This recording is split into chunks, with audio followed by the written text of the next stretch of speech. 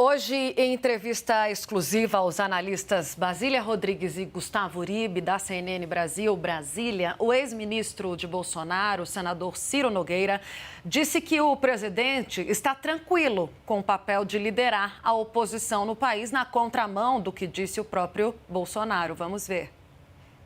Olha, me transmitiu uma alegria muito grande estar de volta ao país, ser tão bem recebido, calor humano. Pena que o excesso de segurança hoje, até pelo trauma de 8 de janeiro, né, não permitiu que as pessoas chegassem ao aeroporto ou chegassem lá no PL para poder abraçá-los. A gente ficou muito feliz com a receptividade e ele está muito bem, muito tranquilo, consciente do papel que ele tem de liderar a oposição no nosso país. Eu chamo Larissa Rodrigues agora comigo para análise. Epa, o time todo, bora time! Yuri Pita, cadê você, menino? Tô aqui, cheguei. Eu, hein? Puxar sua orelha. Ô, Lari, vamos comentar então essas declarações aí que vão de um lado para o outro, na contramão uma da outra. Tá me parecendo quando alguém faz um elogio e aí você fala assim, não, imagina. Não, comprei por R$20 lá em Goiás. É o que eu costumo falar quando alguém elogia alguma roupa, alguma coisa. Mas, Tainá, trazendo isso para a política, o que me pontuaram, primeiro, essa fala de Bolsonaro ontem tem como intuito trazer um pouco aquela ideia de que ele é um homem simples, um homem do povo, como teve sempre essa tentativa quando ele passeava pelas ruas aqui de Brasília e nós da imprensa ficávamos loucos atrás de onde estava o então presidente da República, e ele parava numa barraquinha para comer um churrasquinho, aparecia comendo pão com leite condensado também. É uma tentativa de trazer novamente aquele Bolsonaro mais simples, porque isso foi muito debatido, em especial depois do escândalo das joias, né? De que no público ele tentava passar uma imagem de homem simples, enquanto no privado, essas são as acusações, claro, tentava ficar com aqueles estojos de joias de 16, 17 milhões de reais. Então, aquela fala de Bolsonaro ontem, até a gente estava ao vivo, né, Yuri, quando ele estava falando ainda no prime time, ele fala, ai, a garapa que eu tomei aqui, cortei o cabelo, fiz a barba junto com um brasileiro ali no bairro Simples. É uma tentativa de Bolsonaro se colocar novamente, ou pelo menos tentar trazer de volta a imagem do homem simples, do homem do povo.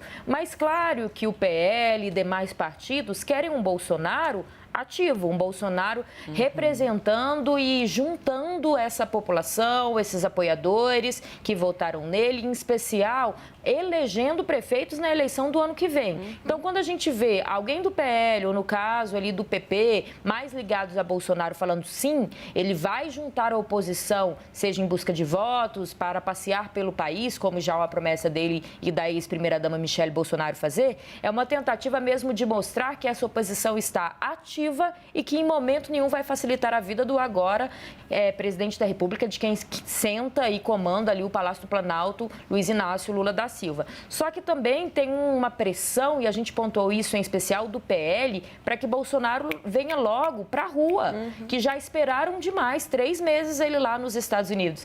Então, por mais que tenha essa fala de Bolsonaro também uma tentativa de trazer a simplicidade, traz como pano de fundo essa disputa que tem, enquanto o Bolsonaro fala em ir devagar, não colocar Michele Bolsonaro direto nos holofotes, o PL acredita, e os partidos que juntos ali dão essa sustentação ao PL, seja na Câmara, seja na política brasileira como um todo, que já passou da hora de Bolsonaro agir. Nada é por acaso. Quando fala sim, ele vai liderar essa oposição, é uma forma de pressionar também Bolsonaro. Vamos que a gente já esperou demais e não vamos esperar ainda mais, pelo menos é isso que eles querem dizer nas entrelinhas, Tainá. A impressão que a gente tem, Yuri Pita, é de que o partido ali praticamente enfiou o Bolsonaro dentro do avião e falou, bora, vai embora.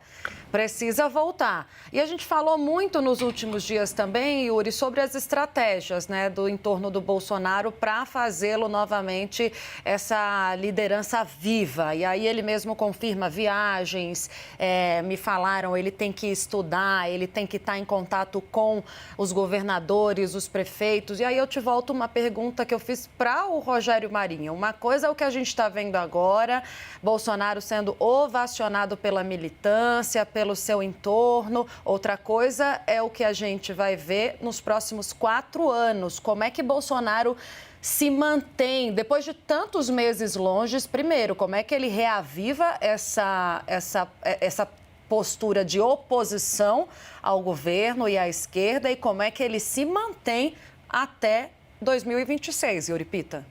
A chave, na verdade, está no governo Lula. Tainá, boa tarde, agora com calma para você, para o Leandro, para o Larissa e para quem está com a gente aqui no 360. E por que está no governo Lula? Porque é o sucesso ou o fracasso do governo Lula que vai determinar o quanto Bolsonaro será capaz de defender o legado do seu governo e fazer da comparação um trunfo a seu favor, ou o contrário, ou se terá que adotar outra estratégia de caminho que não a comparação, caso o governo Lula seja bem sucedido e consiga fazer as entregas que hoje ficaram muito evidentes a partir da apresentação formal das novas regras fiscais, do que o governo Lula espera com isso.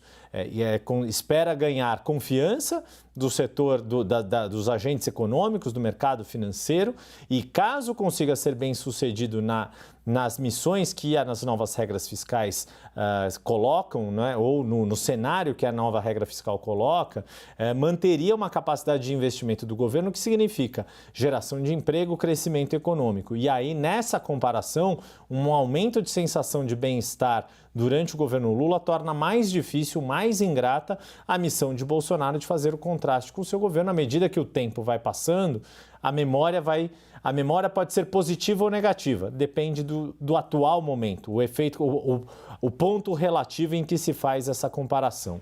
E quando a gente percebe essas falas, não digo desconexas porque foram pessoas diferentes, mas essas diferentes visões de como vai ser o papel de Bolsonaro estando aqui no Brasil à frente, ou se não à frente do dia a dia do PL, mas como um símbolo muito forte da oposição ao governo Lula, isso é muito reflexo do quanto Bolsonaro está disposto a fazer esse papel mais cotidiano, mais rotineiro, tanto que ontem ele fala a Leandro Magalhães, estou disposto a viajar 2 vezes por mês, sair nas fotos com os políticos que estão no dia a dia, mas pelo que a gente percebe é que é no Congresso Nacional, em quem tem mandato, como senador, como deputado, é que vai ser feita a disputa política do dia a dia. Exatamente. E uma coisa, Yuri, é essa articulação do qual o Marinho falava, interna no Congresso, para fazer frente ao governo federal, fazer uma oposição, como ele fala, né, com propositiva de confronto, tendo dados, informações, contratando especialistas para fazer o confronto com o governo. Uma coisa é o que é a organização deles ali, do PL interno, Congresso Nacional, de quem tem mandato. Outra coisa é Bolsonaro nas ruas, né? São duas oposições distintas e me parece que interesses também diferentes. Sem dúvida. E já que você mencionou Rogério Marinho e essa proposta de bunker da oposição, como o Daniel Richtner e, se não me engano, Gabriel Irabazi contaram ontem no site da CNN, o modelo que os inspira nessa missão que o Rogério Marinho vai ter ali como líder da oposição e tendo como um braço executivo o ex-deputado Eduardo Cury, do PSDB daqui de São Paulo, é uma espécie de shadow cabinet que é muito comum na Inglaterra, no sistema parlamentarista britânico, em que o partido de governo tem ali o seu gabinete de governo e este gabinete sombra, traduzindo literalmente shadow cabinet, faz esse papel de contrapor as propostas por áreas do governo de momento. E essa é uma missão que Eduardo Cury tem feito já há algum tempo, de buscar não só figuras que fizeram parte do governo Bolsonaro, mas que ainda estão na máquina pública, servidores de carreira, seja do Executivo ou mesmo do Congresso Nacional, para conseguir fazer esse trabalho e deixar o trabalho de oposição em plenário ali, daquelas coisas da obstrução, etc., para outras lideranças do campo da oposição ao governo Jair Bolsonaro, e aí ao governo Lula. E aí o que a gente percebe é que o ex-presidente Jair Bolsonaro acaba tendo, de fato, esse papel, se não simbólico, não só simbólico, mas mais voltado a algumas questões pontuais e não a esse amassar barro do dia a dia, até porque é legítimo, como um ex-presidente, ser um trunfo a ser usado em momentos chave e não no desgaste do dia a dia da disputa política.